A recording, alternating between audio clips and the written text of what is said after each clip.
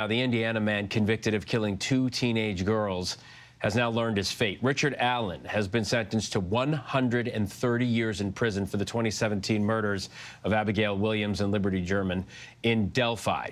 Allen was found guilty last month. ABC's Morgan Norwood is here following the latest for us. So 130 years. What's the latest here? Yeah, that's 65 years for each of the murders. You know, Phil, this wasn't necessarily surprising because remember, prosecutors were asking and pushing for the maximum possible sentence. So that's what we have here. But I want to briefly run down this case in case you're just now tuning in. A jury found Allen guilty on all the charges in the double homicide. And just to run down the case, this is the case that gripped the nation, right? True crime case. It's been all over podcasts, Netflix, that sort of thing. Abby and Libby, they were walking along a Delphi hiking trail when they were attacked in February of 2017. I know, horrific.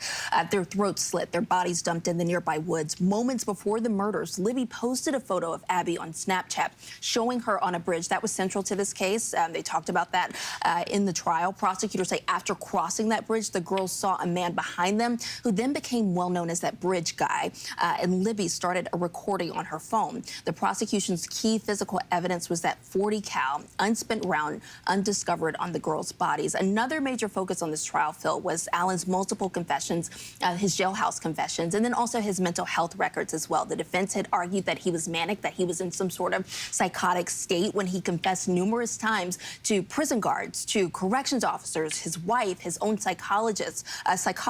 And so that is where we are with this particular case. Everything you just described as you lay it out is so horrific, and as parents or loved ones of these 2 young girls, it's got to be so difficult. Have we heard from the families since the sentencing? You know, and I think it's even more difficult because a gag order prevented the families of Abby and Libby from even commenting during or after Allen's trials. We know the families, law enforcement, prosecutors, they are expected to speak out and address the public at a post-sentencing news conference later today, but we're certainly keeping an eye on that. But just imagine how agonizing this must have been, not only for them to have to hold their silence, you know, for these 4 weeks, but then also face their daughter's killers in court. And people will tell you there's never really any closure, but at least they have a resolution here. Absolutely. Morgan, thank you.